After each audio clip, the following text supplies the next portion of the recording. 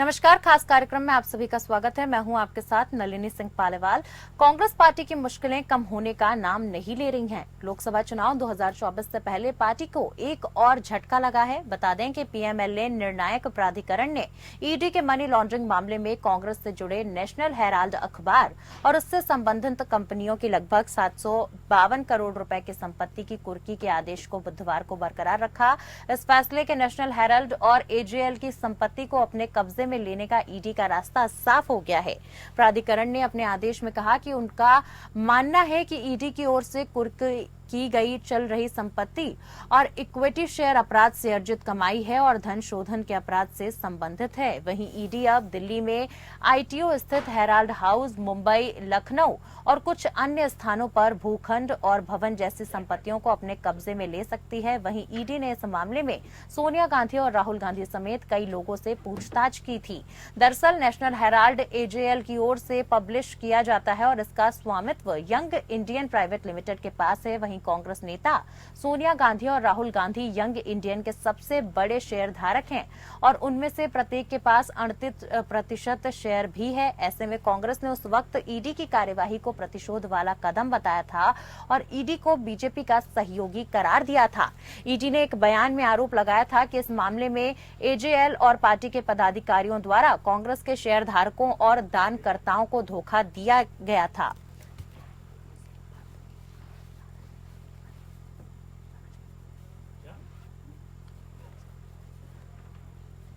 आपको बता दें कि कांग्रेस पार्टी की एक बार फिर मुश्किलें बढ़ गई हैं। नेशनल हेराल्ड की संपत्ति को कब्जे में ले सकेगी ईडी। दरअसल नेशनल हेराल्ड एजेएल की ओर से पब्लिश किया जाता है और इसका स्वामित्व यंग इंडियन प्राइवेट लिमिटेड के पास है। वहीं कांग्रेस नेता सोनिया गांधी और राहुल गांधी यंग इंडियन के सबसे बड़े शेयर धारक हैं और उनमें से प्रत्येक के पास 38% शेयर हैं। ऐसे में कांग्रेस ने उस वक्त ईडी की कार्यवाही को प्रतिशोध वाला कदम बताया था और ईडी को बीजेपी का सहयोगी करार दिया था। वहीं ईडी ने एक बयान में आरोप लगाया था कि इस मामले में एजेएल और पार्टी के पदाधिकारियों द्वारा कांग्रेस के शेयर धारकों और दानकर्ताओं को धोखा दिया गया था।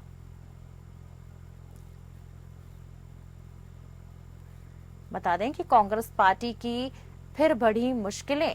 कांग्रेस पार्टी की मुश्किलें कम होने का नाम नहीं ले रही हैं। लोकसभा चुनाव बेहद करीब हैं और चुनाव से पहले पार्टी को एक और झटका लगा है। पीएमएलए निर्णायक प्राधिकरण ने ईडी के मनी लॉन्ड्रिंग मामले में कांग्रेस से जुड़े नेशनल हेराल्ड अखबार और उससे संबंधित कंपनियों की लगभग 752 करोड़ रुपए की संपत्ति की कुर्की के आदेश को बुधवार को बरकरार रखा है। इस फैसले के नेशनल हेराल्ड और एजेएल की संपत्ति को अपने कब्जे में लेने का ईडी का रास्ता साफ हो गया है। वहीं प्राधिकरण ने अपने आदेश में कहा कि उसका मानना है कि ईडी की ओर से कुर्की की गई चल रही संपत्ति और इक्विटी शेयर अपराध से अर्जित कमाई है और धन शोधन के अपराध से संबंधित है। वहीं ईडी अब दिल्ली में आईटीओ स्थित हेराल्ड हाउस, मुंबई, लखनऊ और कुछ अन्य स्थानों पर भूखंड और भवन जैसे संपत्तियों को अपने कब्जे में ले सकती है। बता दें कि ईडी ने इस मामले में सोनिया गांधी और राहुल गांधी समेत कई लोगों से पूछताछ की थी। वहीं दरअसल नेशनल हेराल्ड एजेएल की ओर से पब्लिश किया जाता है और इसका स्वामित्व यंग इंडियन प्राइवेट लिमिटेड के पास है। वहीं कांग्रेस नेता सोनिया गांधी और राहुल गांधी यंग इंडियन के सबसे बड़े शेयर धारक हैं और उनमें से प्रत्येक के पास 38% शेयर है। आपको बता दें कि दोनों की हिस्सेदारी यंग इंडिया में 76% है। वहीं कांग्रेस के संरक्षण वाले नेशनल हेराल्ड अखबार और कंपनी से जुड़ी लगभग 752 करोड़ की संपत्ति को ईडी ने जब्त किया था, उसको कोर्ट ने सही ठहराया है। आपको बता दें कांग्रेस ने उस वक्त ईडी की कार्यवाही को प्रतिशोध वाला कदम बताया था और ईडी को बीजेपी का सहयोगी करार दिया था।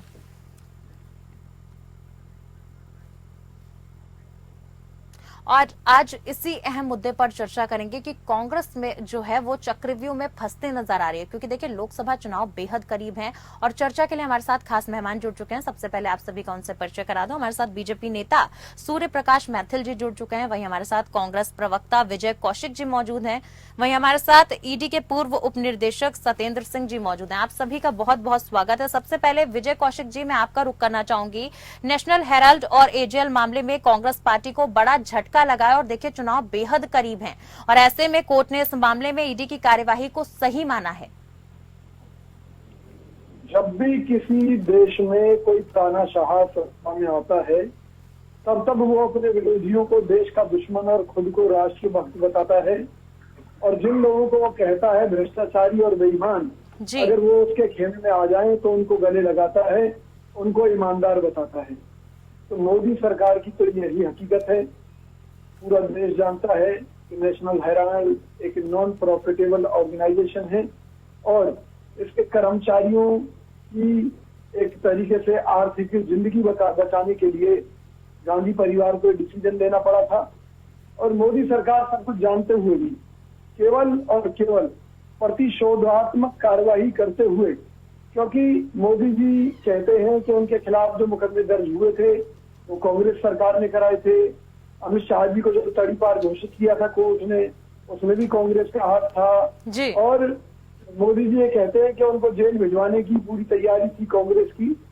तो अब वो उसी बदले की कार्रवाई को कर रहे हैं। प्लस में आज मोदी जी ने जो देश में घोटाले किए हैं उसके चलते उनको डर है कि अगर कांग्रेस सत्ता में आई तो उनको जेल में भेज दिया जाएगा। इसलिए वो पहले से पहले ही कांग्रेस को हर तरह से नुकसान पहुंचाने की कोशिशों में जुट गए हैं, क्योंकि मोदी जी को मालूम है कि वो किस तरह से इलेक्ट्रॉन बॉन्ड घोटाला करके इस दुनिया का सबसे बड़ा घोटाला कर चुके हैं। और मोदी जी के कारण ही इस देश की जो 100 स्मार्ट सिटी है उनमें से एक भी नहीं बन पाई है, जबकि लाखों करोड़ रुपए किसकी जेब में चले गए हैं देश ये जानना चाहता है। देश ये तो हजारों लाखों करोड़ इकट्ठा हुए वो किसकी जेब में पड़े हैं। देश ये भी जानना चाहता है कि नमामि गंगे परियोजना के तहत जो पैसा इकट्ठा हुआ था वो किसकी जेब में गया जी। देश ये भी जानना चाहता है कि जो कोरोना वैक्सीन के नाम पर माननीय मोदी जी ने घोटाला किया और कोरोना वैक्सीन बनाने वाली कंपनी आधार पूनावाला से मोटा चंदा ले लिया अपनी पार्टी के लिए, वो क्यों लिया गया? क्यों वो लाशें जो गरीब लोगों की, आम जनता की जो वैक्सीन के कारण मरे, वो गंगा में बहती हुई दिखाई दी? उनका जिम्मेवार मोदी जी है। इसके अलावा घोटालों की इतनी लंबी फेहरिस्त है जिसमें ये पूंजीपति को फायदा पहुंचाने के चक्कर में देश की 40% जो अचल संपत्ति है, चल संपत्ति है, वो पूंजीपतियों के हवाले कर चुके हैं। आय में 60% तक का हिस्सा देश की आय में पूंजीपतियों का हो चुका है। आम जनता कहाँ जाएगी? देश में पहली बार है जब सोने के भी भाव बढ़ रहे हैं और दूसरी तरफ से शेयर बाजार भी बढ़ रहा है। आरबीआई डरी हुई है कि शेयर बाजार का जो बबल है जिस दिन भी फूटेगा उस दिन सारे बैंक डूब जाएंगे। और इस देश की जनता, जैसे आज ये मोदी जी कह रहे हैं ना अर्थव्यवस्था मजबूत है, मोदी जी अर्थव्यवस्था मजबूत थी तो आपको आरबीआई के रिजर्व फंड से 2-2 लाख करोड़ रुपए, कई लाख करोड़ रुपए क्यों निकालने पड़े? ठीक है, हमारे साथ सूर्य प्रकाश मैथिल जी बने हुए बीजेपी से, उनसे ही जवाब ले लेते हैं। सर कह रहे हैं कि आप लोग प्रतिशोध, ईडी जो है वो प्रतिशोध की कार्यवाही कर रहा है, प्रतिशोध वाला कदम है ये, और आप लोग जो है कहीं ना कहीं चुनाव से घबराए हुए हैं। धन्यवाद। पहले तो आपको और पूरे देश को भारत माता की जय वंदे मातरम नलिनी जी। और अभी मैं अपने मित्र हैं विजय कौशिक जी, मैं बहुत सम्मान करता हूँ, मेरे अग्रज हैं और उन्होंने बहुत सारी बातें कही। उन सब में उन्होंने कश्मीर से लेकर कन्याकुमारी तक का जो है वो प्रश्न उठा लिया, उत्तर से लेकर दक्षिण और दक्षिण से लेकर पूर्व तक। उन्होंने ये तो कह दिया कि तानाशाही चल रही है, लेकिन ये नहीं बता पाए कि तानाशाही किसकी चल रही है। ये जो अभी आदेश कुर्सी का जो यथास्थिति रखा, ये भाजपा की केंद्र सरकार ने तो नहीं रखा, ये तो कोर्ट ने रखा ना। और कोर्ट ने ये माना कि यंग इंडिया के जो यंग इंडिया कंपनी थी उसने घोटाला किया नेशनल हेराल्ड के अंदर।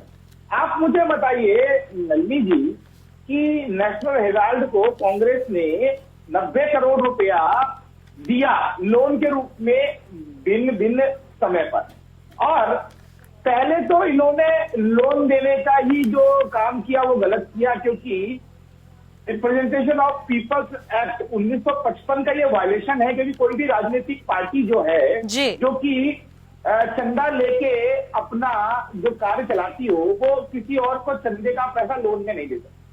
चलिए, एक तो ये इन्होंने फ्रॉड किया।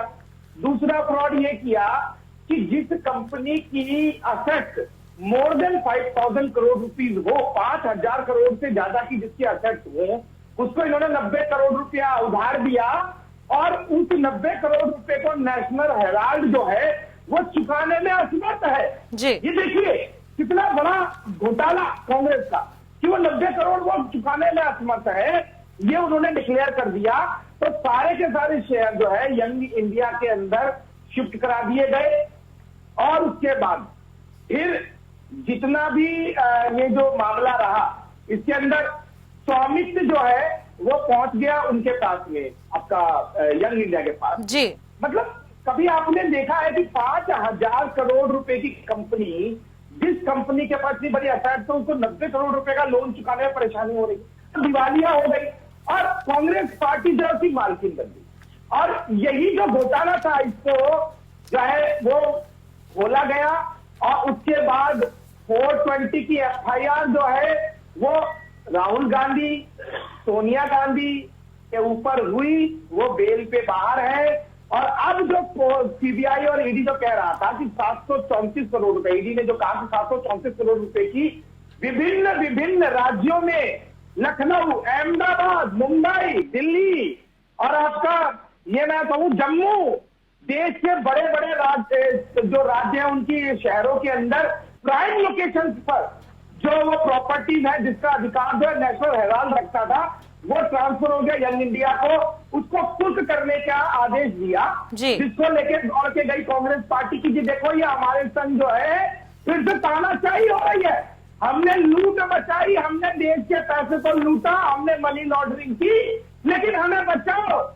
और फिर कोर्ट ने क्या कहा कि चुप हो जाओ, 734 करोड़ रुपए की जो संपत्तियां आपकी कुर्क करने का तय किया है कांग्रेस की पार्टी की अपना जी 752 करोड़ वो सही है जी। इसी का जवाब पहले मैं चाहूंगी कि विजय जी आप दीजिए, उसके बाद मैं रुक करूंगी सत्येंद्र जी का। विजय जी देखिए, एक बेहद अहम सवाल सूर्य प्रकाश जी ने यहाँ पर आपसे पूछा है और वो ये है कि 90 करोड़ हेराल्ड को आप लोगों ने कैसे उधार दे दिया? आप लोग क्या एक पार्टी होते हुए आप लोग किसी को उधार इस तरीके से दे सकते हैं? क्योंकि पार्टी तो खुद फंड पर चलती है और पार्टी के रूप में आप कैसे पैसा दे सकते हैं सर? एक बड़ी सीधी सी बात समझ लीजिए, एक संस्थान की प्रकृति क्या है? एक संस्थान की प्रकृति है नॉन प्रॉफिटेबल ऑर्गेनाइजेशन, जिसमें उसका डायरेक्टर या जो भी उससे जुड़े हुए लोग हैं वो कोई प्रॉफिट नहीं कमा सकते जी। पहली बात तो आप ये क्लियर समझ लीजिए। तो इसमें धोखा या बेईमानी क्या है? अगर मान लीजिए बेनिफिट पहुंचाने के लिए, चंदा देने के लिए, अगर ये सारे काम सुन लेते हैं सूर्य प्रकाश जी, फिर मैं आती हूँ आपके पास जी। दूसरी बात ये है, हम ये कहते हैं कि ऑन रिकॉर्ड इस देश में मोदी सरकार ने एक टॉरेंट कंपनी की, सहयोगी कंपनी का 286 करोड़ रुपए जो टैक्स था वो माफ किया और बदले में 150 करोड़ का चंदा ले लिया। तो सर यंग इंडिया ने 7 मंजिला हेराल्ड हाउस को कैसे किराए पे दे दिया? ये भी तो एक सवाल है ना यहाँ पे। तो किराए पर दे दिया तो किराया तो संस्था के पास आएगा ना, वो किराया उसके कर्मचारियों की तनख्वाह में। ठीक है सूर्य प्रकाश जी कुछ कहना चाह रहे हैं। सूर्य प्रकाश जी देखिए, अभी आपने जो प्रश्न पूछा उसका जवाब विजय कौशिक जी के पास नहीं है जी। वो अगल झांक रहे हैं, बगल झांक रहे हैं। आपने पूछा कि पीपल जो 350 है आपकी कांग्रेस ने किस आधार पर उसका वॉल्यूशन किया? तो ये कहने के वो नॉन प्रॉफिटेबल ऑर्गेनाइजेशन। अरे 90 करोड़ रुपया तो कांग्रेस ने अपने खाते से दिया ना, तो किस आधार पे दिया? दूसरी चीज मैं कहना चाहता हूँ कि ये बार बार चिल्ला रहे, मैं ये पूछ रहा हूँ ना कि नेशनल हेराल्ड का जिसकी कमांड पीछे से बैकडोर से कांग्रेस परिवार के पास में थी, क्या वो अपनी एक संपत्ति बेचकर वो 90 करोड़ रुपए का लोन नहीं खत्म कर सकता था? आखिर उसको 5,000 करोड़ रुपए का पूरे की प्रॉपर्टी ये कांग्रेस को शिफ्ट कराने के लिए क्या प्रॉब्लम पड़ गई भैया?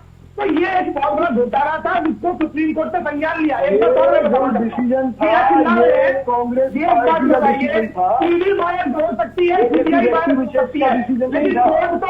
ठीक है, हमारे साथ ईडी के पूर्व उप निदेशक भी मौजूद हैं।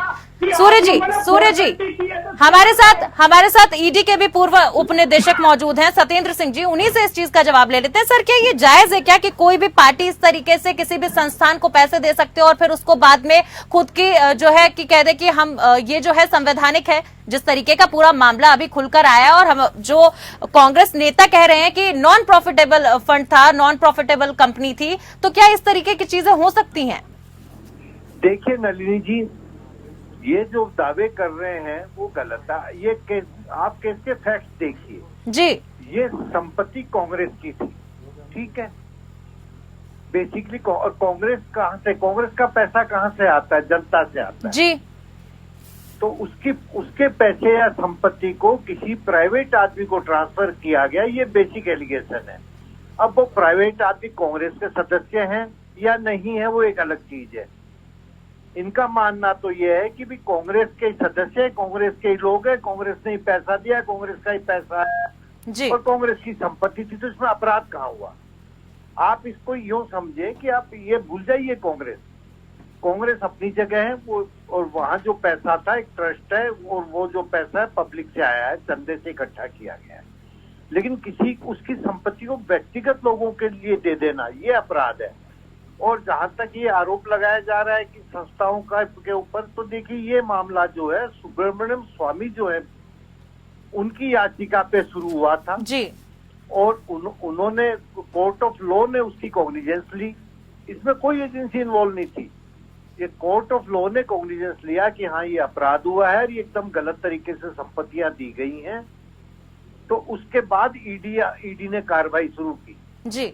सर, लेकिन सर यहाँ पे तो ईडी की कार्रवाई को भी कटघरे में खड़ा कर दिया गया है। कांग्रेस लगातार कहती नजर आई थी पहले भी कि ईडी की कार्रवाई को प्रतिशोध वाला कदम बताया था कांग्रेस ने।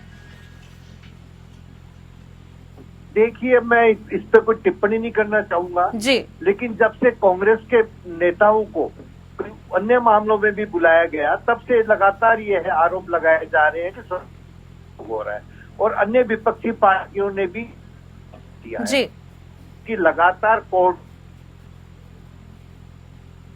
बीजेपी या कांग्रेस का मामला थोड़ी है ये। पूरा मामला जिस तरीके से संज्ञान में आया, आखिर जांच का विषय है, इतना तो आप समझते हैं ना सर? मुझे बताइए, जांच उस समय कहाँ चली जाती है जब ये सारे भ्रष्टाचारी जिन्हें कहा जाता है वो बीजेपी में शामिल हो जाते हैं, उनको गले लगाया जाता है, उनको राज्यसभा दे दी जाती है।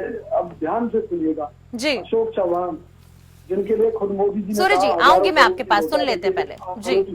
जिनके खिलाफ सीबीआई की जांच चली, उनको बीजेपी ले आती है भाजपा में और अगले दिन राज्यसभा का उम्मीदवार बनाकर उन्हें जिता देती है। बीजेपी के कार्यकर्ता दरी बिछाते रह जाते हैं। कोयला घोटाले के आरोपी नवीन जिंदल अब वो भाजपा में लाए जाते हैं और आधे घंटे के बाद में उनकी लोकसभा की टिकट अनाउंस कर दी जाती है कुरुक्षेत्र से जी। इसी तरीके से चाहे छगन भुजबल का मामला हो, अजीत पवार का आपको याद होगा कि जिनको हजारों करोड़ के घोटाले के आरोपी, जिनके खिलाफ सीबीआई की जांच चल रही थी, जिनके लिए खुद मोदी जी ने कहा था, खुद फडणवीस ने कहा था कि अजीत पवार चक्की पीसिंग, आज वो मोदी जी के साथ मिलकर सरकार चला रहे हैं। इतनी लंबी फहरिस्त है कि लोगों पर पहले छापे मारे गए। इलेक्ट्रॉन बॉन्ड में आप देख लीजिए, पहले कंपनियों के ऊपर छापेमारी हुई सीबीआई की, ईडी की, उसके बाद उनके इलेक्ट्रॉन बॉन्ड के तौर पर चंदा ले लिया गया और कोई जांच नहीं, कुछ नहीं। विजय जी, सुब्रमण्यम स्वामी ने भी आरोप लगाए थे, कि गांधी परिवार हेराल्ड की संपत्ति का अवैध ढंग से जो है इस्तेमाल करता है। सुन तो लीजिए जी। बीजेपी आज बड़े खुश होकर कहती है कि ये मामला सुब्रमण्यम स्वामी ने उठाया था जी। वही सुब्रमण्यम स्वामी आज भाजपा को देशद्रोही कह रहे हैं, मोदी को तानाशाह कह रहे हैं। तो क्यों नहीं मानती बीजेपी? मोदी को भ्रष्ट कह रहे हैं, मोदी को बेईमान कह रहे हैं। नहीं तो आपको भी तो अवैध ढंग से संपत्ति का उपयोग करने वाला कह रहे हैं ना सर, उस पर भी तो जवाब दीजिए। मेरी बात तो सुनिए। देखिए, हम एक चीज कहते हैं कि जो एक नॉन प्रॉफिटेबल ऑर्गेनाइजेशन है जिससे गांधी परिवार को कोई फायदा नहीं है, अगर वो हमसे छीन भी ली जाएगी तो देश का नुकसान होगा, हमारा कोई नुकसान नहीं होगा। छीन लीजिए, लेकिन मोदी जी के काले कारनामों की जांच कौन करेगा? मोदी जी ने जो देश का लाखों करोड़ रुपए लूटा है, जो बीफ कंपनियों से चंदा लेकर इस देश की गौ माता को कसाईयों के हवाले किया है, उसके लिए कौन इन्हें सजा देगा? कौन फर्जी वैक्सीन को मंजूरी देकर देश के लाखों लोगों को मरवाकर चंदा लेगा? उसकी जांच भी नहीं होगी। तो मुझे विजय जी, कई सारे आरोप भी आप यहाँ पर लगा रहे हैं। बिल्कुल लगा रहे हैं, आरोप नहीं, हकीकत है, ये हकीकत है। आज देश के ऊपर सूर्य जी जल्दी से सर, मोदी सरकार की कई सारे गंभीर आरोप आपकी सरकार पर और बीजेपी पर यहाँ पर विजय जी ने लगा दिए हैं। धन्यवाद। देखिए नलिनी जी, मैंने पहले ही बोला था कि बहुत वरिष्ठ हैं हमारे बड़े भाई दिलीप कौशिक जी, लेकिन अभी क्या है ना, बरसात में और गर्मी में ना इसका शायद दिमाग जो है वो काम करना बंद कर दिया। यहाँ बात हो रही है चीन की, ये पहुंच जाते हैं जापान। इन्होंने कहा कि फर्जी वैक्सीन, पहली चीज तो कांग्रेस की ये तय करे कि फर्जी वैक्सीन कौन सी थी, जो सोनिया गांधी और राजीव गांधी जी ने नहीं लगवाई, लेकिन विजय कौशिक जी ने लगवाई, सपरिवार लगवाई, आपने भी लगवाई, मैंने भी लगवाई, यहाँ सत्येंद्र सिंह जी बैठे उन्होंने भी लगवाई। वो वैक्सीन जिसने कि पूरे देश में और पूरे विश्व में भारत का मान और सम्मान बढ़ाया, उसने फर्जी वैक्सीन किया।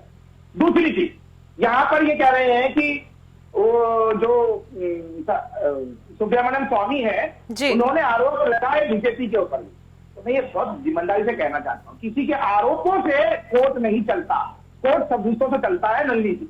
और कोर्ट के पास सबूत पहुंचे और कांग्रेस को 90 करोड़ रुपए का लोन दिया, फिर कांग्रेस की 5,000 करोड़ रुपए की संपत्ति को यंग इंडिया के माध्यम से अपने पास कर लिया। मतलब कांग्रेस ने मनी लॉन्ड्रिंग की इस केस के अंदर। ये बहुत बड़ा एक आरोप है। जो कह रहे हैं ना कि केवल हमारे हाथ से यंग इंडिया चला जाएगा तो कोई बात नहीं, अरे भैया चक्की पीसिंग एंड पैसिंग राहुल गांधी जी और सोनिया गांधी जी, क्योंकि वो बेल पे बाहर है 420 के अंदर। उन्होंने एंजल एसोसिएट जर्नल लिमिटेड, जो कि नेशनल हेराल्ड है, उसको 90 करोड़ रुपए का लोन अपनी पार्टी से लिया और उसके अंदर पीपल्स रिप्रेजेंटेटिव एक्ट का उन्होंने वायलेशन किया। और फिर उसके बाद यंग इंडिया नाम से एक नकली कंपनी बनाई, उसके डायरेक्टर सोनिया गांधी, इंदिरा गांधी बने।